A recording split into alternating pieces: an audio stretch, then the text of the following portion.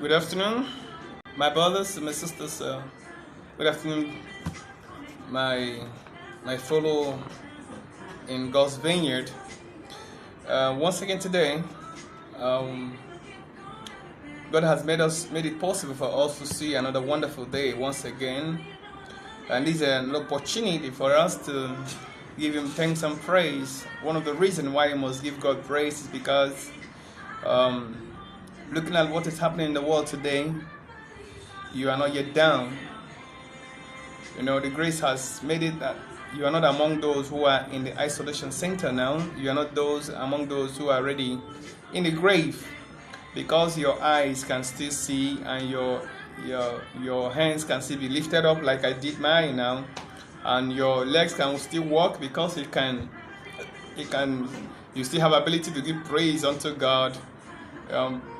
We thank God our Father for the grace and mercy. We give Him praise and glory.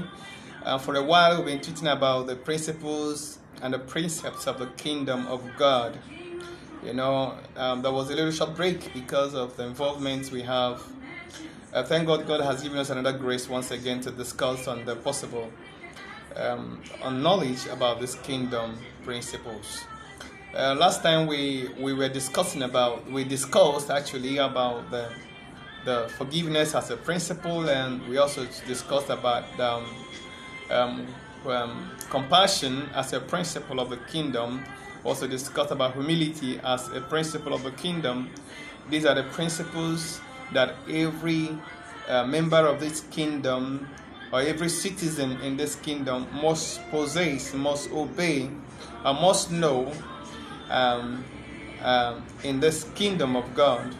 Remember, you say that the kingdom of God is a kingdom that supersedes every other kingdom. There are a lot of kingdoms on earth, and each of these kingdoms have standards and principles and precepts. There are rules that controls all the kingdom, and the kingdom of God also has his own principles and precepts.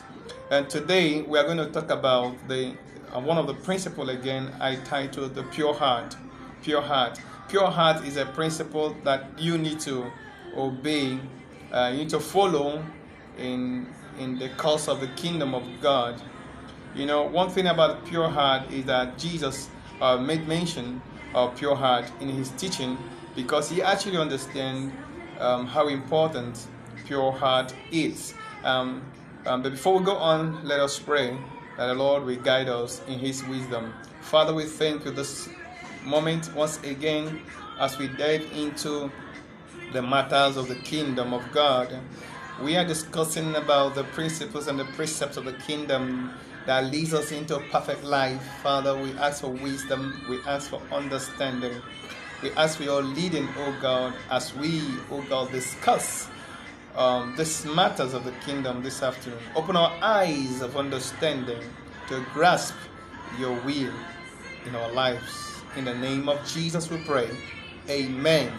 Amen. My brother and sister, yes, we're going to look at the matter of today, which I titled the kingdom of God, the principles and the precept of the kingdom of God. And we have to look at one of the topics I want to teach today, which is the pure heart. Now, the Bible says in Matthew chapter 5, verse 8 said, "Blessed are the pure in heart, for they shall see God." This is one of the beatitudes that Jesus himself, taught his disciples. He said, "Blessed are the pure in heart, for they shall see God."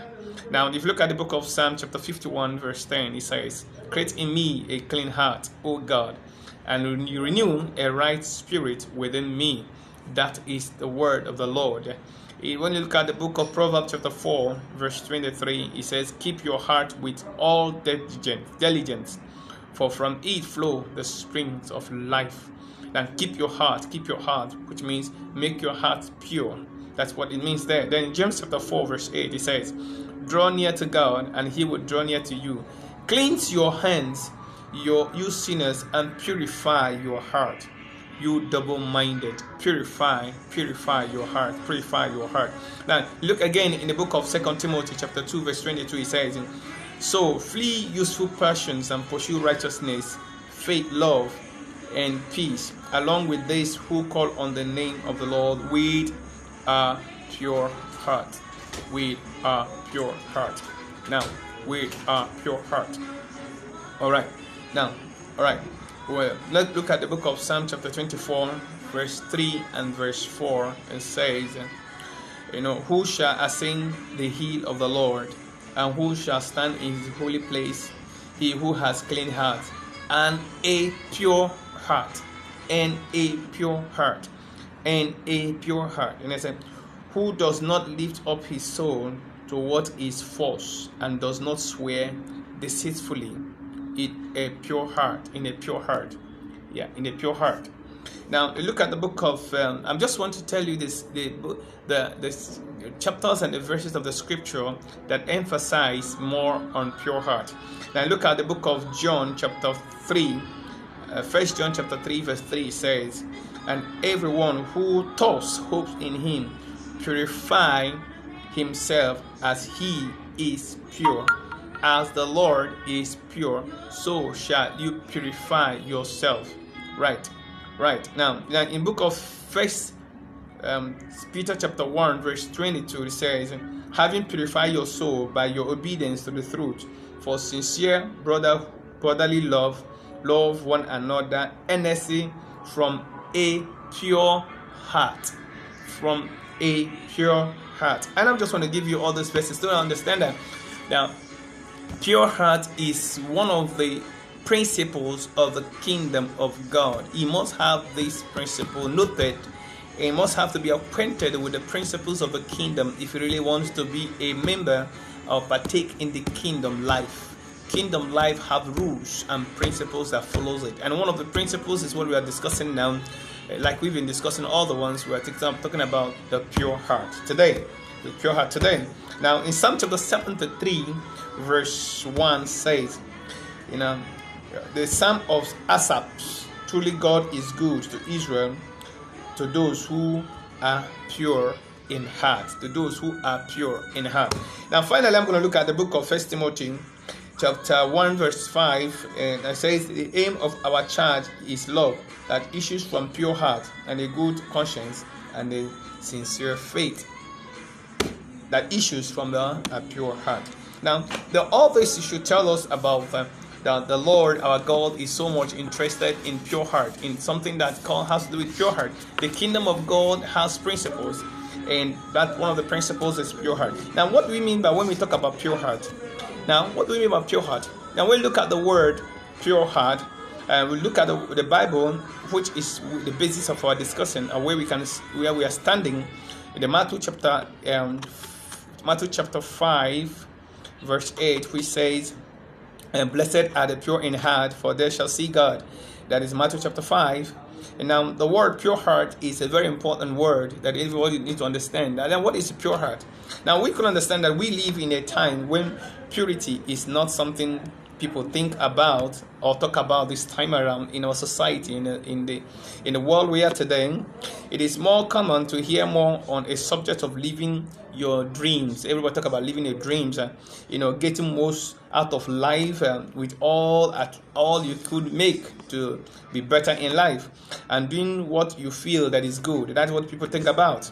Whether it's a sin or not, it doesn't matter to anybody. It doesn't make any equation.